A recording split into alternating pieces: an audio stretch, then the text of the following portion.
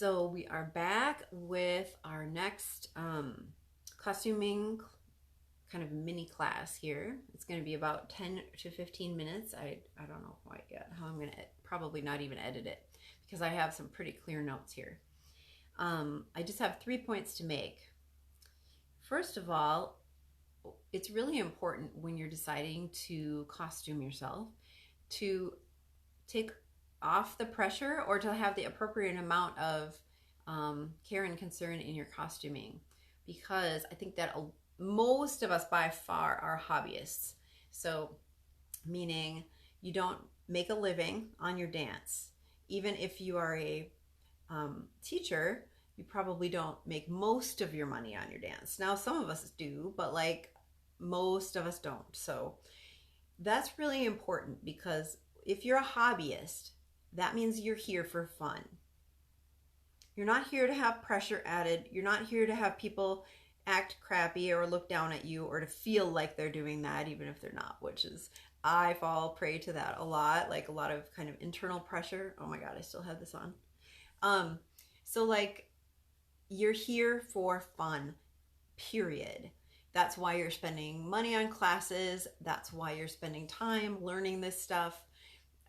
Even when you perform, if you're a hobbyist and you're not making any money on it, you're there to perform for fun. And yes, there is an obligation to, if you're in a troupe, to make sure that you guys match and look good together, because you're kind of in it together. So you have an obligation to each other.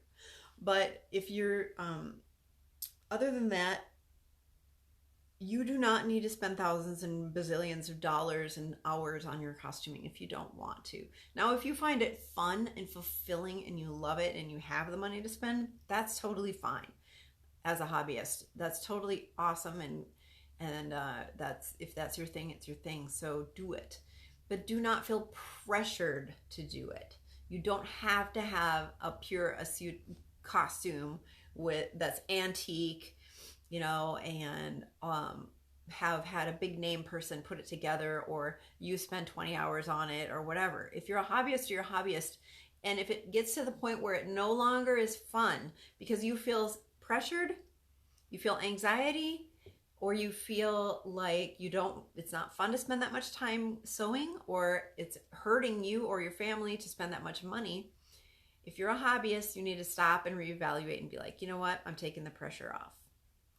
If you're a professional, or if you're wanting to be a professional and you're aiming, you know, you're wondering why big, like the event coordinators aren't picking you up in their shows, could be because of costuming. Because I know a lot of really brilliant dancers who are such good dancers, but their costuming is very communicative of where they see themselves, or they're just not aware that it's communicating anything. So then you would want your costuming, if you're like, hey, I'm ready to move forward with this, I want to make some money with it, or I want to have a little more fame, or whatever it is, then you need to be realistic with not only your dance goals, which are obviously the most important thing, but with your costuming goals, which are a very communicative, important part of how you are showing the world what you think you are. So, or where you think you are in your dance. How about that? So for each person, that's going to be different, but I would definitely recommend the higher the quality of materials you can get and workmanship, the better. So we could talk about that a different time. I'm not going to, because right now this is like the foundation. So that's my first point. Match your costuming to where you actually are in dance. Don't put bunches of pressure on yourself and feel frustrated with yourself. If you're a beginner dancer, all you need is your little hip scarf or whatever the teacher says that you should have, and that's it. If you're an intermediate dancer, but you're just in it as a hobbyist and it's just for fun, keep it fun. Keep it fun. Keep it pressure free. And if you are a professional or are really, really close and aiming to be a professional, keep your costuming professional grade. So there's lots to that, and it's such a fun subject. But we only have time for a few things in this little video. So that was point one, and I think it'll set a lot of you free, either whichever direction you're going. Some people need to be set free from pressure to be better or look better or whatever, and other people need to be set free like, hey, I can invest in myself. I am a really damn good dancer and I want more fame or I want more gigs, so I'm gonna make sure I look like I'm investing in myself. Okay, that was point one. The next point I want to make is that costuming is not right or wrong. Even with all the stuff I just said, it is neutral. It's a neutral thing. Just like you have a TV maybe in your living room, and the TV is, if you put lots of violence and stuff like that on the TV, it's sending more negative messages. If you put positive shows on, it's sending out positive messages. It just depends on what is put onto the TV. If you watched shows of real people murdering each other, it's probably not the best user for your TV. Probably. So in the same way, like the TV isn't the problem. It's not going to influence you one way or the other in a good or bad way. And costuming is similar in that many people are extremely judgmental about costuming. Okay, I know this is kind of a leap. That was an imperfect parallel, but many people are very judgmental about costuming. Like, it's only good if it's this. Or costuming it, or on the other end of the spectrum, it sucks. Costuming is stupid, and the only thing that matters is your dance. Well, costuming isn't stupid, but it also isn't everything. And so what it is just a means of communication, like we said in the last video. It's just a means of communication. You get to decide what the message is. Every little nuance of it, you get to decide. Whether you invest lots of time and money into it or not, you get to decide, and it's not right or wrong. So I want you to get away from the right or wrong thing, so you're not blaming yourself or putting anyone else down anymore. And so now what you're going to be doing is deciding, and that's the fun part. You get to decide what you want to say through your costuming. Okay, so that was point number two. Just decide on what your costuming is going to say without judgment. And the third point I want to make is let's explore, why is costuming important at all?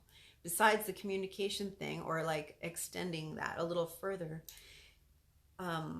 Let's really extend it further. Why is it important at all to perform? Why is art as a whole important? And part of that is, I don't pretend to know everything about the answer to that subject, but the things that have occurred to me recently with what's going on in the world is art is and always has been a way to bring people up and out of the constraints of everyday life. So I'm talking about painting, music, and dance, and all other forms of art as well, sculpture, whatever. So if you think about the circus and what it meant, all those years ago in early America, everybody's life was most people's lives were very difficult and very constrained. What they could and couldn't do, and they had to work really hard. A lot of things in life were difficult, and it was very limited. And then the circus came to town. And there were strong men, stronger than any man in town. There were, there was a menagerie. Like, you could see elephants and giraffes and hippopotamuses, things that you had many of these people had never even heard of, let alone seen, something so incredible and different. And then there were people in the flying trapeze, flying in the air, doing death-defying feats. The clowns themselves would lift you up into another world. It was a type of theater that was very, very important at that time. And when I speak to people who saw the circus, like old elderly people who remember the circus coming to town when they were children, they think very differently of clowns than we do now. They get this gentle smile on their face and talk about how, I mean, their whole face lights up because the entertainers in the circus with their costumes and their acts and the menagerie of things they've never seen before were pushing against the boundaries and the limits that were so apparent and difficult in these people's lives. And they really brought a form of hope that is so incredible. I'm kind of tearing up a little bit.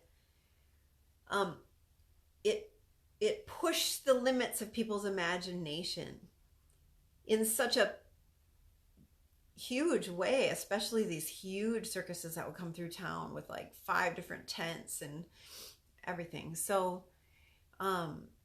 even the freak shows, which were, it saddens me to think that people were taken advantage of sometimes, but some of them they made the choice to have that job. And, but to see something different, just something different, a person who was different was also pushing the limits of those boundaries. Now, this is what we are doing. This is what we're striving for as artists. And so let's bring it back to costuming just because that's what we're talking about right now. That's what I encourage you to do with your costuming. So don't look at it from like judging or what does Sally know-it-all think about my costume. Who cares? Or is it better than Susie's costume? Who cares? The point isn't any of those. Just leave those all behind, because the really exciting thing that you're doing here with your costuming is you're helping to create this bubble of a world around you. All the way around you is this shimmering magical bubble of otherness. And you are inviting people to come into your magical world with you, a world that pushes on the limits of reality. And in some cases, it defies reality. This is why we do tricks in belly dance that are very, very difficult. This is why we do things that are, they're calculated to stir the emotions of people in various ways. And it's magic. You're creating this amazing magical world and inviting people into it. And so why would you want your costuming to do anything but to enhance that magical world? That's what we're going for. We're not going for any type of comparison to anyone else or anything else. It's you are creating a bubble world. When you walk onto stage or walk into the restaurant, that bubble should be around you, as it should be real. It should feel real to the people watching you, as real as reality or more real. And when people come, this is the good news with that, because you're like, how am I going to do that? Holy crap. This is the good news. So people want so badly to enter that world with you. That's why they came to the show. That's why people go to movies. That's why people read books. That's why people go to art galleries and stare at paintings. They're entering that world in their minds.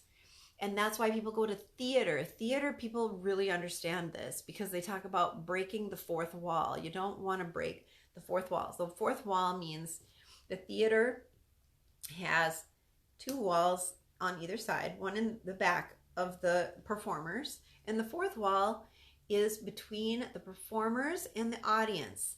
And you don't want to break that. You want them to feel like they're part of what's going on the stage. Their mind is completely into, there's my cat, she broke the fourth wall. Their mind is completely into whatever's happening on the stage. So anything like that breaks that. For instance, if a character screws up their lines or trips, or if the person sitting next to you in the audience farts a horrible, nasty fart, and that all breaks the fourth wall, because all of a sudden you come crashing back into reality. That's why in the movie theater, if you're loud and annoying, people are like, shh, because they paid to be in that magical world.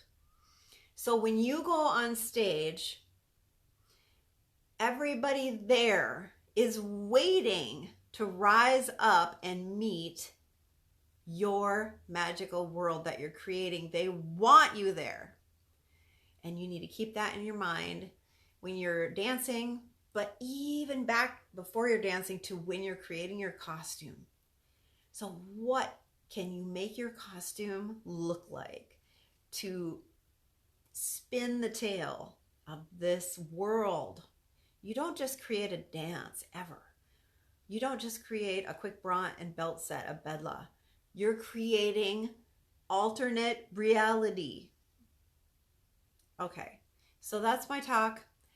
There'll be more probably tomorrow, and I'm going to talk about the importance of art and dance in a separate video.